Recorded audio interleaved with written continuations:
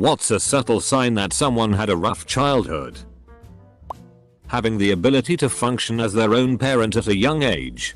Talking like an adult at a young age. Anything else that shows they had to grow up fast. Edit. Thank you to everyone who upvoted and for the awards. To everyone else who wants to split hairs over talking like an adult, please stop explaining your interpretation of this phrase. People who have seen it know what I'm talking about. It's great if you are raising your kid to speak properly or understand adult topics. Obviously I'm not referring to such a situation. Also the question is, what's a subtle sign that someone had a rough childhood? Not what's an obvious sign of abuse. Insanely independent. They've learned not to trust anyone to help them, so do everything themselves. Other extreme can be a sign as well. Significant learned helplessness. Need support and help in making every decision. Have no confidence in themselves and their decision making abilities. Or their judgments of anything.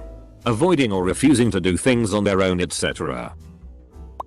I remember going to summer camp as a kid and meeting Milo. Milo was big on attention seeking and validation. And would take food from the cafeteria back to his bunk. Like eggs and toast. I remember thinking he was just weird. But I think looking back and knowing what I know now, he was probably being neglected at home. Thin as a rail and probably malnourished. So he wanted as much food as he could get. And just wanted someone to acknowledge him. Pretty sad stuff. I came here to post about food hoarding, obviously. There are a lot of reasons why a person might have a complicated relationship with food. But food hoarding is often specifically a behavior that stems from childhood food insecurity. If you don't get to eat regularly as a little kid, your lizard brain may never really believe that whatever food you have is enough. Double quote. I think that can be generalized to a lot of behaviors. Whatever you were missing out on as a kid, attention, affection, food, security, on some level, you're going to be seeking that out for the rest of your life. My ex from high school wore clothing that was way too small for him. His hair was always really long and kinda unruly. He had really poor hygiene habits. Like I bought him the first toothbrush he'd had in years, and my mom bought him clothes pretty often. He was an ass for a lot of reasons. But looking back through the lens of adulthood, he had never been taught to take care of himself. His father was a hoarder and that house was disgusting. I think he was pretty neglected growing up. Everyone is different. But one that automatically raises a red flag for me and makes me extremely worried is when someone flinches for no reason. I wouldn't say it's for no reason, but I don't know what other words to use. So really sorry about that. Like, you raise your voice slightly at them and they flinch. You raise your hands to grab something near them and they flinch. You look at them in a certain way and they flinch. You hug them and they flinch. Etc. Etc. They apologize habitually, compulsively, and for everything. Even for things that have nothing to do with them. I will literally apologize to the void for my very existence when no one else is present. Stand up from my desk and reflexively whisper I'm sorry. When things get tense, they move and breathe very silently and are hyper aware of everything that is happening and everyone else's actions. And X200B. I find that they also read people very well, but still have poor judgment when it comes to close relationships. From personal experience, they always have a defense about what they're doing and why they're doing it lined up. I was verbally abused and mocked a lot as a child teen. It hurt me a lot because it didn't matter if I did something right or wrong, I'd get yelled at for it. So I learned to have an excuse prepared just in case I have to answer for what I'm doing. Even in my adult life I feel like I'm always thinking to myself ways to justify what I'm up to. Even if it's something as benign as why I put a dish away where I did. No one ever asks about the mundane stuff I do, but I always feel like I have to be ready to defend myself. It really sucks. I shouldn't have to justify my existence. Jumping at every loud noise. Apologizing too much.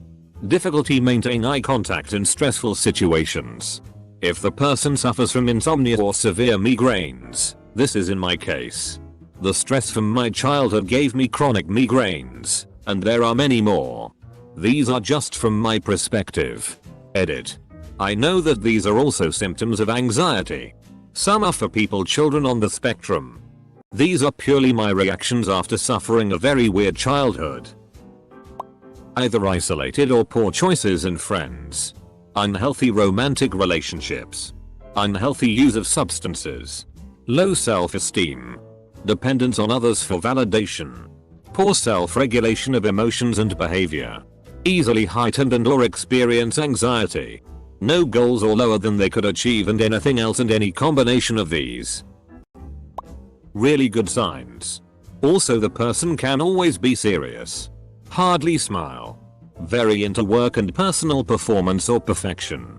Edit. The person can also have trouble playing, joking around, teasing loved ones, and being the recipient of those things.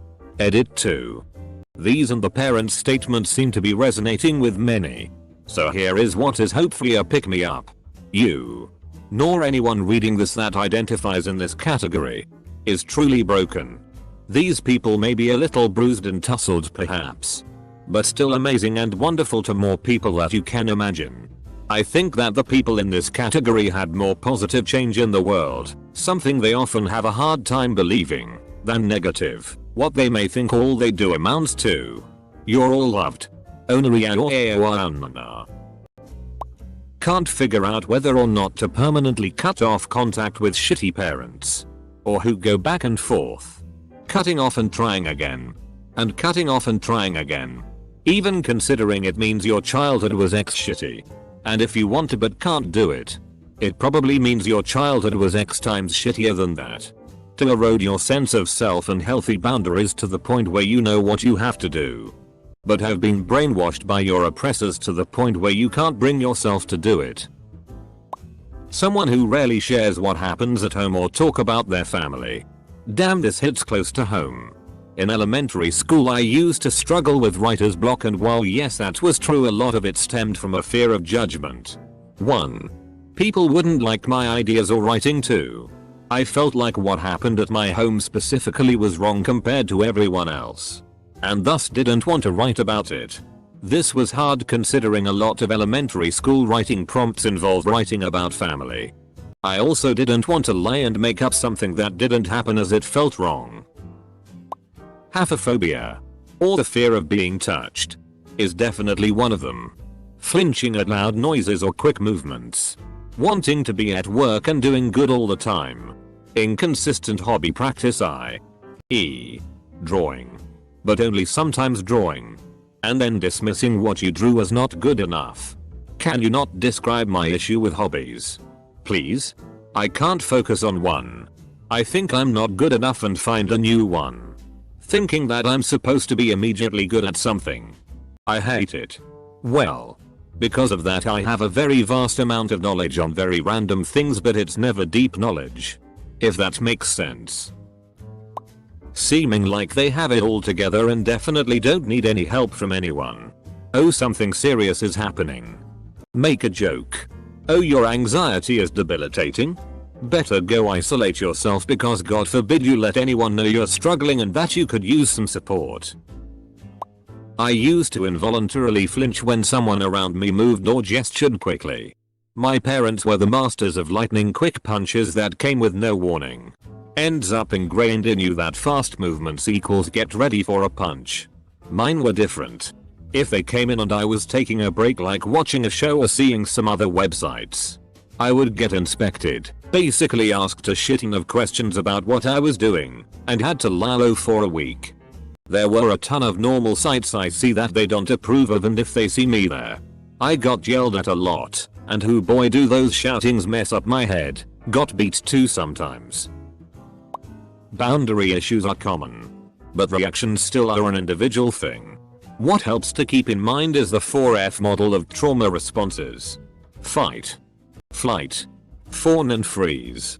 When you notice somebody's reactions are easily categorized as one of those, and it is a very persistent pattern. Adverse childhood circumstances of some sort are a pretty safe bet. Edit. To fawn equals to court favor by a cringing or flattering manner. So basically the stuff pathological people pleasers are made of. My experiences can be extremely defensive when they are wrong.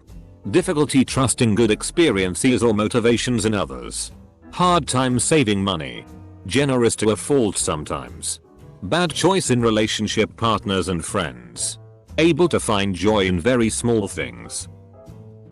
Low self-esteem. Feels obligated to deal with things all on their own to not bother. Has severe trust issues. Either pours all their love on someone and doesn't know when to stop or doesn't give a shoot. Watch their table manners. Meals are forced contact time in bad households and it can easily show. Some examples are becoming less talkative or withdrawn during meals. They realize their elbow is on the table and they jerk it away quickly. Or something innocuous like a sneeze at the table causes undue shame or embarrassment. Conversely, someone who grew up without parental guidance can also develop odd eating habits. In the case of a co-worker of mine, they collect the condiments near them. She would pull the ketchup bottle out of the little rack on the table, use it, and then keep it by her plate instead of putting it back. I asked if she was done with it, and she said, "Oh, sorry.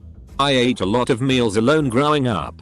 Turns out she grew up with a single mom who worked 2 jobs. And she was used to nobody being there to pass things. Being very calm and collected in serious emergency situations. Having to deal with stressful stuff all my life has made me very capable in tense situations. This could go the complete opposite way to BTW, just my experience. Many of my friends have me listed as their emergency contacts instead of their parents because they're like, I know that you can actually help instead of just flip out. My childhood wasn't tough and that my parents hated me, treated me badly since. But they are just basically children. Completely unreliable. Unable to plan. Spiteful, in the way teens are. I had to take care of everything, so now I'm just good at keeping it together. Good people don't always make good parents. Being a people pleaser seeking praise. Currently me. I've found that focusing on your hobbies and mastering at least one skill helps a ton. Gives me that internal validation that I don't need others to give me. They move extremely silently, as though they've been conditioned to not be heard or seen. P.S. Everyone that has ever worked on a kitchen line with me hate how they can't hear me move around them. Haha, I get called ninja on the line. Cause when I used to live at home I would have to physically walk on my tiptoes around my house in order to be quiet enough, and I'm super quiet walking in the kitchen. Lack of boundaries. They ask personal questions too easily or are quick to share TMI. IKR sometimes I share TMI and PPL are weirded out, but I literally don't even do it that often. It's just that whenever I see a potential opportunity I panic and overshare because I might not get another chance, and like oversharing is temporary relief. Edit. Not like gross body TMI or whatever, just like personal stuff. Someone who is really uncertain in decision making and never wants to put anyone out of their way. They may also be really loving, but are really scared to be hurt. Constant analysis of non-verbal cues. I spent my childhood trying to read tiny signals that my abusers sent that were imperceptible to most people, but big red flags to me. The problem comes when you assume that these signals apply to all people, not just the assholes. I'm triggered by things that my gentle and loving partner does, because my abuser sighed that way, or tapped his hand that way, or got that glimpse in his eye. My partner is just trying to exist, and I read into everything that he unconsciously does. It's hard for me to retrain my mind, but I'm working on it with a licensed counselor. I've spent nearly 4 decades of my life in flight or fight. It's good to be emerging from that mode. They smile a lot. Probably too much. This is the one that got me. I didn't realize that I use my smile as a defense mechanism until very recently. Even during casual, everyday conversations I'll smile a lot as a way to say, please don't be angry with me. Please don't get mad at me. Double quote. If someone has really simple taste in food, eating mostly PB&J or butter noodles or whatever, there's a good chance they grew up poor. That isn't to say a poor childhood is necessarily a rough one. Just be careful about making fun of someone for only eating basic food. That might be all they know. That they come off as very mature at a young age. Oh wow, why did this comment section make me cry? Feels weird to get called out on coping mechanisms. Edit. I wanted to leave a message since this got some traction. Don't forget to be kind to yourself. No matter what your upbringing made you believe, you deserve it. Learn how to set boundaries and only accept people in your life that want the best for you. Those people do exist. Things will get better. I am overly sensitive to people's emotions or feelings. If someone is quiet for too long, I get nervous and think they're angry with me. I also flinch when people come at me from behind or unexpectedly.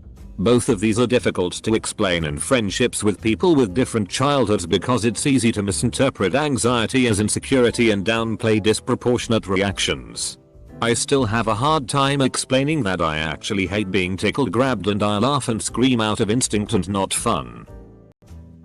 Mine was when I would say to my wife, "Our kids won't have an upbringing like mine, I want them to have the best."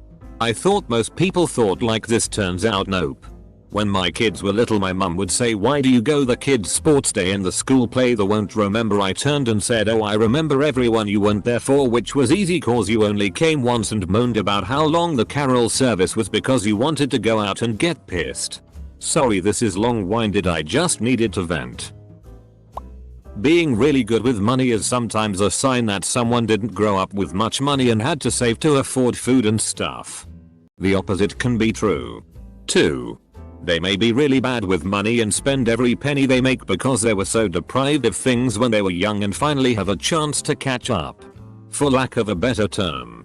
And since you live day to day being poor, you don't think about the future because buying a house someday is about as likely as walking on the moon. You live in the here and now. And that's really, really hard to break. Source: me. My now boyfriend always used to say jokes like, "Now you don't hurt me, it's way worse at home." But he had a look on his face after saying those type of jokes and knew a body saw it, I guess. So one night when we were on a call, I asked him if everything was alright and if those jokes were really a joke. He was quiet for 5 seconds and told me everything. After that I learned that some people knew but just ignored it. He was so relieved that someone could see his pain and was willing to talk about it. After 3-4 months after that, we were together and are still together. He is the nicest person I have ever met. They stress out when it comes to report card time, especially if it's anything lower than a B. As a child I actually got suspended because of this. My parents were the type to yell at me if I got less than an A. Hell, even if I got less than 100 I got criticism. So in 6th grade, I got a C on my report card, which came in an envelope you had to have your parents sign. I forged my mom's signature. I got caught. I got in school suspension. And I got beaten when I got home. I will say I'd done a lot of sneaky things within the past few weeks though. Do I condone my forging the signature? No. But I feel like I wouldn't have resorted to that if my parents weren't so unreasonable about grades. If they subconsciously memorize the sound of everyone's footsteps. You can tell that someone has done this when they know you're nearby to ask for something without looking.